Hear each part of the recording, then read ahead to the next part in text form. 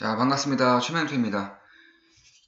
이제 드디어 좀 5G를 무조건 좀 주목을 해야 될 때가 온 것 같습니다. 물론 저 최면투가 이제 유비쿼스 홀딩스를 이제 언급을 해드렸고, 특히나 유비쿼스 홀딩스를 훨씬 더 좋게 본다고도 말씀을 드렸었습니다.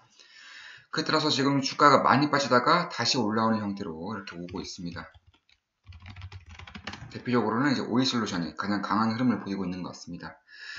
이제 미국에서 이제 화해 압박을 더 강화하고 있습니다. 이제 미국 정부에서는 이제 화해 압박을 이제 하면서 이제 자국 기업의 화해로부터의 이제 수출 금지를 이제 모색을 하고 있다고 밝히고 있는데요. 이것이 실제 굉장한 압박이 이제 될 수밖에 없는 상황이고, 특히나 이제 안드로이드뿐 아니라 이제 핵심 소재라던가 부품, 소프트웨어 이런 것들이 거의 다 미국에서 생산되고 미국에서 조달이 되기 때문에 화해 입장에서는 엄청난 압박을 받을 수밖에 없다, 이렇게 보시면 되겠습니다. 특히나 이제 미국 5G 장비 업체들에게 자금 지원을 아끼지 않겠다라고 이렇게 발표를 좀 했었는데요.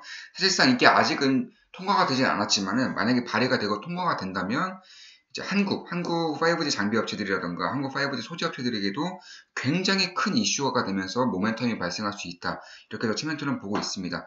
특히나 이제 미국의 뭐 버라이어진이라던가 아니면 AT&T 측에서 4월부터 이제 5G를 상용화하겠다고 발표를 하면서, 이제 이쪽 업종 같은 경우는 앞으로도 지속적으로 이제 성장 가능성이 큰 그런 기업들을 바탕으로 좀 많이 오르지 않을까, 이렇게 치멘토는 보고 있습니다. 지금 그 첫 대장주가 이제 오이솔루션이 좀 되는 것 같습니다. 이 오이솔루션 역시나 삼성과 이제 협력업체에 있는 기업 중에 하나입니다. 이번 화웨이 보이콧과 이제 삼성의 글로벌 5G의 진출에 있어서 오이솔루션이 무선 장비를 이제 공급하고 있기 때문에 이러한 수혜를 톡톡히 보고 있는 것은 사실입니다. 그동안 이제 오이솔루션 같은 경우는 이제 삼성이 이제 무선 통신 장비를 공급을 하면서 지금까지 내실을 다져오다가 이번에 이제 화웨이 반독점법이 어느 정도 미국에서 현실화되고 있고요. 특히나 삼성의 글로벌 진출이 훨씬 더 박차를 가하게 되면서 이쪽에서도 이제 훈풍이 불고 있다, 이렇게 보시면 되겠습니다. 이제 삼성이 적극적으로 5G 이제 통신에서 시장 확대를 하겠다고 밝히고도 있기 때문에 삼성과 협력하고 있는 5G 기업들은 앞으로도 계속 좋을 가능성이 높다라고 보고 있습니다. 물론 좀 고평가된 기업들은 제외고, 좀 저평가되면서도 성장성이 탁월한 기업들 위주로 올라가겠죠. 그래서 제 세멘토가 이제 유비쿼스 홀딩스를 좀 예로 들었습니다. 유비쿼스 뭐 여전히 수익 중이죠. 유비쿼스 홀딩스 같은 경우는 여전히 10% 정도 여전히 수익 중인 것 같은데, 더 오를 가능성이 높다고 보고 있습니다. 그 이유에 대해서 조금은 더 깊게 좀 설명을 저번에 드렸었고, 이번에 좀 다른 방면에서 설명을 좀 드리겠습니다. 일단 국내에서 이제 5G 관련주에 이제 투자를 하기 위해서는, 이제 저 체면토가 볼 때는 삼성 쪽과 관련된 기업이 아니고서는, 혹은 미국 쪽, 중국 쪽과 관련된 기업이 아니고서는 그렇게 크게 오르지 못할 것이다, 이렇게 보고 있습니다. 이미 저가에 비해서 좀 많이 오른 상황이기도 하고요. 여기서 더 오르기 위해서는 해외 매출권을 따낸다거나, 혹은 삼성 같은 글로벌 업체에 등이 업혀서 가는 수밖에 없다고 생각하는데, 저평가되면서도 성장성이 가장 좀 좋은 기업 중에 하나가 바로 유비쿼스 홀딩스다, 이렇게 저 치멘트는 보고 있었습니다. 특히나 유비쿼스 홀딩스 같은 경우는 미국에서 이제 유비쿼스 USA를 거느리고 있기 때문에 지분 100%입니다. 이쪽에 대해서 수혜를 많이 입을 수밖에 없고요. 특히나 신산업, 헬스케어라던가 이쪽에도 진출을 많이 좀 하고 있는 상황이기 때문에 이쪽에서도 훨씬 더 수혜를 받을 수가 있다, 이렇게 보시면 되겠습니다. 특히 유비쿼스 홀딩스는 유비쿼스 그룹의 대주주가 유비쿼스 홀딩스의 지분을 많이 가지고 있지만 유비쿼스는 지분이 없습니다.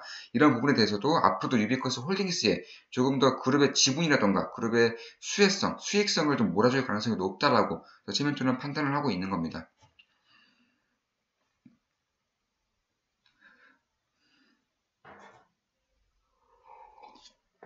그런데 지금 이제 주가를 보면은, 유비쿼스 홀딩스 같은 경우는 삼성과 이런 협력업체에 이제 있음에도 불구하고 아직은 주가 반영이 많이 되고 있지 않습니다. 그 이유는 즉슨 우리 투자자들에게는 여전히 기회가 있다라고 저 치멘트는 보고 있습니다. 그 단편적인 예로 이제 PBR이라던가 이런 걸 보면은 여전히 좀 저평가되어 있는 국면이다, 이렇게 보시면 되겠습니다. 사실상 이제 뭐 미세먼지라던가 혹은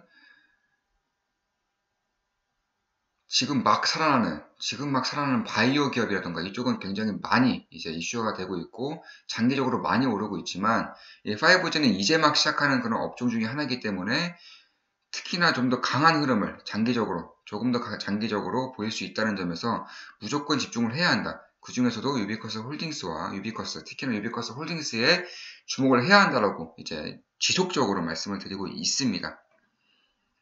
사실상 향후 삼성과의 이제 협업 등이 이제 시장에 본격적으로 이제 퍼지게 된다면 굉장히 강한 사이클을 보일 것이다. 특히나 유비쿼스 USA 지분을 유비쿼스 홀딩스가 100% 가지고 있기 때문에 이거 뭐 슈퍼사이클에 나올 수밖에 없는 그런 상황에 이제 거의 왔다라고 저 최면전을 보고 있고 어제부터 수급이 좀 돌고 있더라고요. 그래서 어제를 필두로 이제는 훨씬 더 크게, 훨씬 더 집중적으로 주목을 해야 되는 시기가 아닌가 이렇게 보고 있습니다.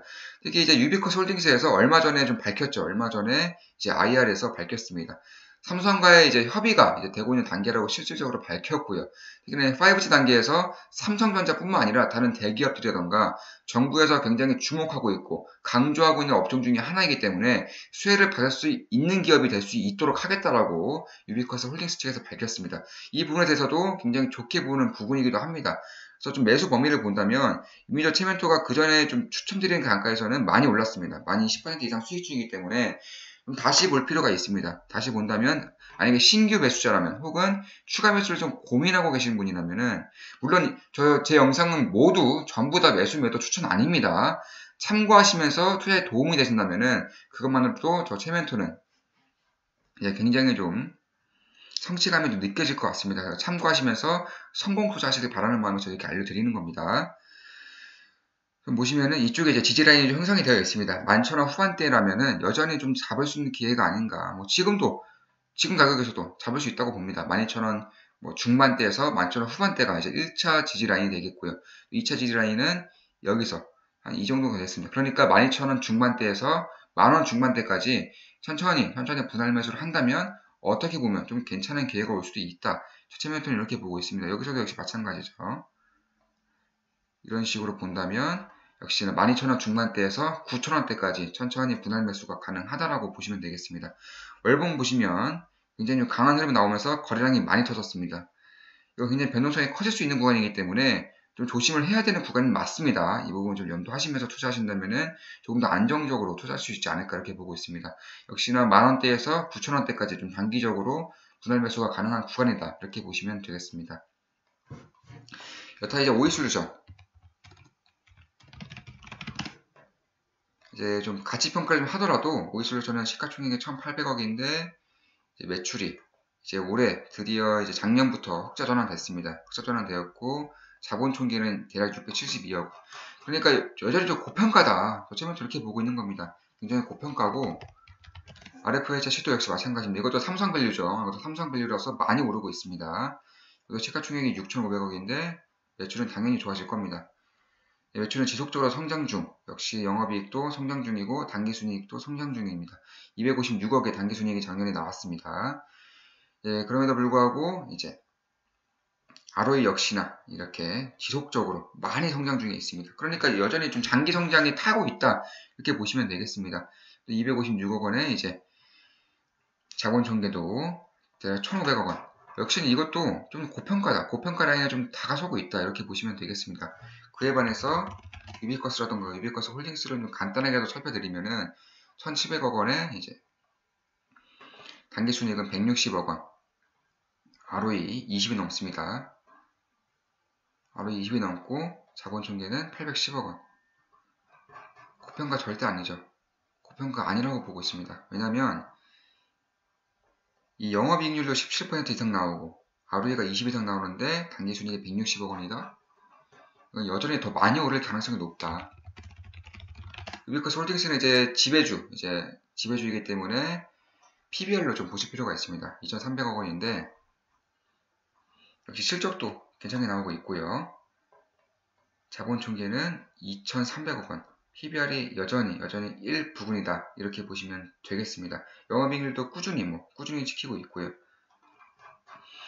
이번에 좀 헬스케어에 투자하면서 좀 단기 순이익이 많이 줄어든 경향은 있지만 이게 일회성 비용이라고 보고 있기 때문에 여전히 장기 성장성 그리고 실적 모멘텀에 대해서는 좀 기대를 가질 부분이 많다 이렇게 보고 있습니다. 그래서 유비커스라던가 유비커스 홀딩스 뭐 국내 시장을 좀 안정적으로 보고 싶다 하시는 분들은 유비커스 괜찮고요.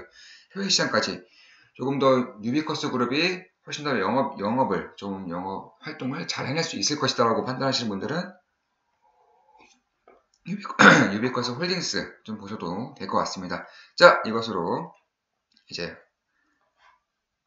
5G에 대해서 좀 분석을 해드렸습니다. 유비커스 홀딩스, 유비커스 탑픽으로 보고 있습니다. 자, 5G 분석 마치겠습니다. 좋아요, 구독하기, 알림 설정, 종 모양 클릭 해주시면 정말 감사하겠습니다. 자, 방송 마치겠습니다. 최면투였습니다. 필승!